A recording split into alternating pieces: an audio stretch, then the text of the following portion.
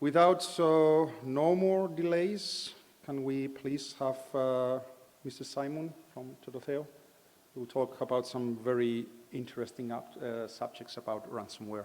Thank you much. The floor is yours. Here's my presentation. Thank you. 1 minute, let me get my presentation.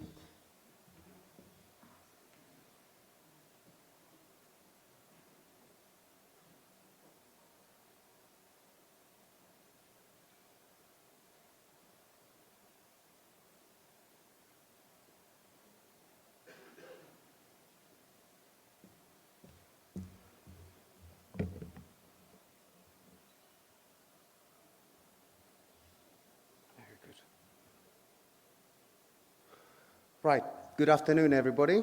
Thank you for having me here. It's a pleasure to be amongst you all. And thank you for giving me the opportunity to discuss something very scary, but also very important that I think all of us should be aware of. So my background is cybersecurity. This is a subject close to my heart, and I want to raise awareness about a topic called ransomware. Cyber attacks, as we all know, are on the rise, and they come in different shapes and formats. They come in the shape of a denial of service attack or a data leak, and in particular, the subject I'm going to speak about today, ransomware. Now, we've all heard about it. A computer or service get infected with a piece of code, ransomware, that uses typically what we call encryption to lock out a user until a payment is made to those, the perpetrators, the people behind the attack. Usually cryptocurrency, like Bitcoin, so it's not traceable. It's happened to many companies, and it has happened to many others that have probably not even made it public just yet. The problem is, and this is why we need to keep talking about cyber vigilance, as we call it, is that people are naturally tired already of the subject because they have never been attacked. Or sometimes they don't even know they've been attacked in the background. But the attackers don't get tired. They never get tired because they make millions out of these attacks. And experts as of late, and I'm going to come up with some scary statistics later, they've observed even more sophisticated attacks as of late, and attacks that are much higher in frequency than before. Today, as much as I wish to coax you into taking this subject very, very seriously, I also wish to empower you on how you can mitigate the risks, identify the threats, and respond effectively for under attack in a very simple language to understand. As an example, during my opening statement, there have been more than 10 ransomware attacks around the world, just now, as I was speaking. One cybersecurity firm believes there will be an attack in every 11 seconds on average this year. That will cost a combined sum of $20 billion globally. Please remember this figure.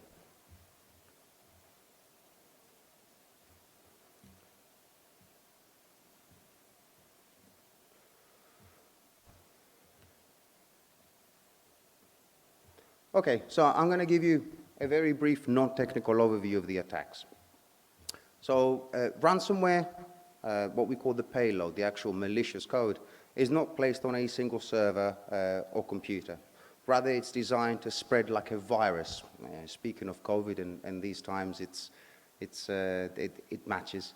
Across local and global networks, often, typically through a booby-trapped email, or a malicious link that we click inadvertently. And it's designed to scale. It will not be a single email, but hundreds or thousands or even millions. And same applies for links. A lot of people will click on them through a number of methods, like a phishing campaign and so on.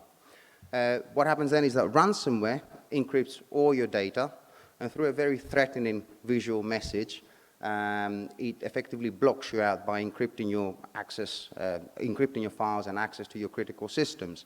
And then it gives you like a countdown timer most of the time, and says you have like 24 hours to pay the ransom. This can be very intimidating for a lot of people, they will be forced psychologically to pay the ransom. Once they pay the ransom, typically the decryption key, well, not typically, the decryption key typically is not sent, but the promise is that you will get the key back to unlock all your files. Okay. Some really scary statistics now, something to put some substance into everything that I've just been talking about.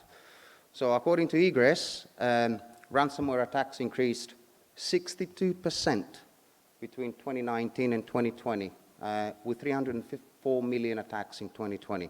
That's a staggering number.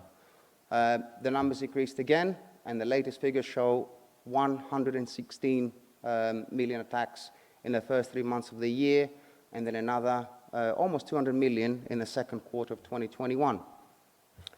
Shipping is increasingly connected with the other parts of the global transport, and above and foremost, it's supply chain. It's supporting supply chain. Data and service are exchanged with increased frequency, as this is a key enabler to efficiencies and sustainable solutions. A lot of my colleagues spoke about this beforehand, and they touched base in detail on the subject. Therefore, shipping, it's not a sector that's out of sight. It's very much a greenfield for cyber threat actors. Funnily enough, just underneath there you can see the official guidance of the US Department of the Treasury. They actually, the guidance they've issued states that if you deal with American organizations and you're subject to ransomware, if you do decide to pay the ransom against their advice, this can be constituted as a criminal activity. And as they point out, the reason they've done this is because most of the time you don't get your data back. You lose it. You pay, you don't get nothing back. Therefore, the most simplest piece of advice here is, if you're ever the victim of a ransomware attack, do not pay the ransom.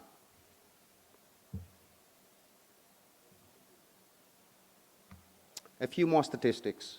A US analyst firm, Black Kite, well known, they reported a 32% increase in ransomware attacks against utility companies, speaking about supply chains earlier. Black Kite says that a number of what we call breach indicators or evidence of an attack was found in 3/4 of the US energy sector. That's US energy sector companies, major companies, in the last 3 months in the form of leaked logs or credentials and so forth. Also in May 21, Vol USA, a major Norwegian green energy solution provider, was hit by a major malware attack. Without going into much detail, it impacted a lot of their systems, and the final bill was in the region of 4 million euros, which obviously impacted the bottom figures for them. Also, Coplin in Brazil was a victim in February this year, and the access was, funnily enough, gained by what they thought was a cloud security solution. And data included their customer data, non-disclosure agreements, very sensitive and critical information to this organization. And also we saw the onset of major high-profile attacks that made the headline news. One of them was SolarWinds. SolarWinds is a software monitoring, a network monitoring platform that a number of industries use and a number of companies use across the globe. And when they were hit, the attack propagated to all their customers. So it had a huge impact at a global scale. And finally, to top this off, and this is a subject I touched base on another presentation, we had the pandemic in 2020, and a lot of us started working all of a sudden remotely. Unfortunately, we started working remotely without adequate security training, awareness, or the technologies to protect us. Therefore, the threat actors found a ripe opportunity to make money out of the situation.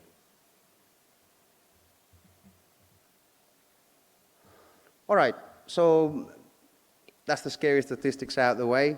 How do we prevent some of these attacks from actually taking place the first time round?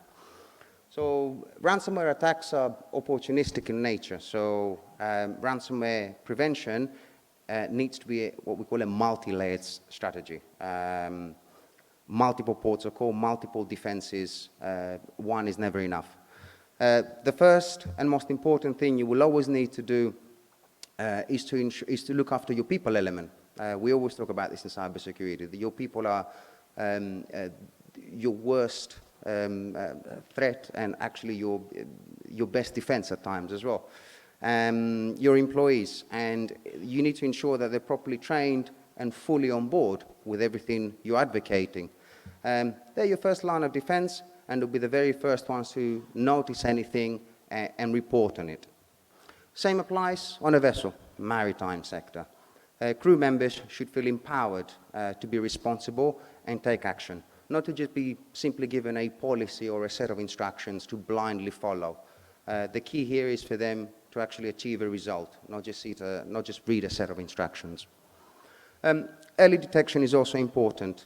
This can be achieved with reliable, what we call endpoint security software, otherwise simply known as antivirus and anti-malware, across the entire on a vessel IT and OT ecosystem.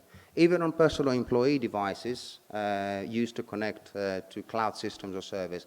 And this is something I'm going to touch base on later because it's a gaping security hole that goes unnoticed a lot of the time.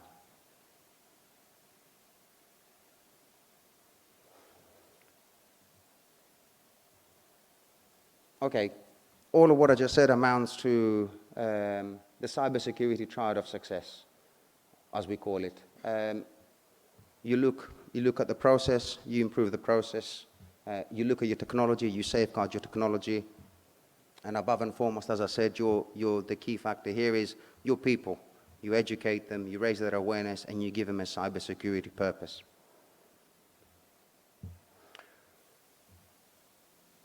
Okay. Finally, there's the development of affordable artificial intelligence and machine learning software to continually monitor and detect anomalies within your networks, within your ecosystems, your infrastructure, everywhere. Modern endpoint security tools can actually also help prevent attacks by analyzing user behavior, looking for those anomalies, and also performing vital real-time data backups. What I mean by a backup, a complete backup onto a separate network. So if you are the unfortunate victim of a breach, you can just simply restore a clean copy of your system or your server or your files, and then you can roll back to a steady state. Finally, we talk about passwords. All the time you hear, strong passwords, safe passwords, password management. So, those principles are here.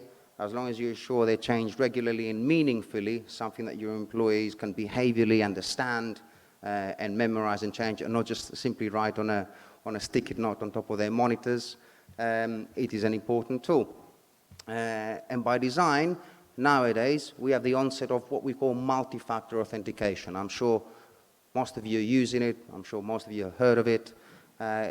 If you don't know what it means in very basic terms, it's an extra layer of authentication designed to complement a normal password and enables the user to undergo a second layer of authentication, sometimes biometrics or sometimes something like an SMS password, which makes the authentication mechanism even more unique and difficult to bypass. MFA is actually caught on pretty much, and I use it. I'm sure a lot of you use it in social media, for your email management and other sensitive online platforms where you have sensitive data, and so on.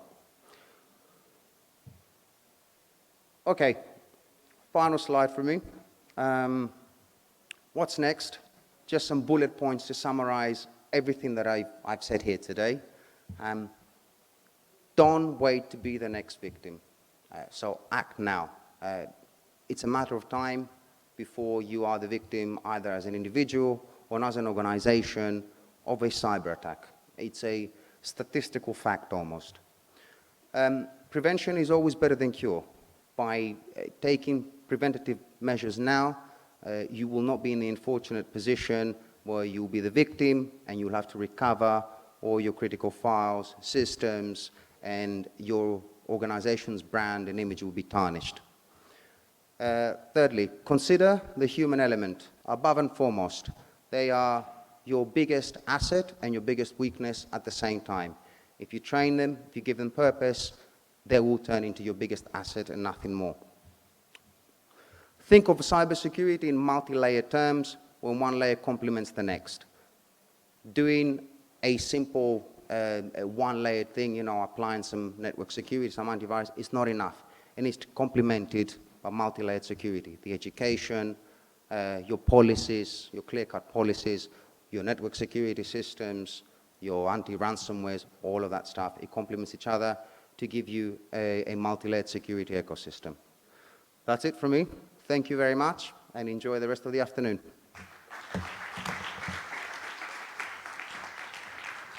Thank you so much for an interesting presentation and your points about ransomware, which is, of course, something that we have been hammered the last 3 years. I think we will keep the questions as there is a panelist at the end. I think we leave the questions for the end because you'll have the opportunity to talk and raise your questions when all the people from mixed security eras are going to be here. So since I only have a couple of them, I'm so lucky because as a moderator, I can also question myself during my presentation. But let's keep it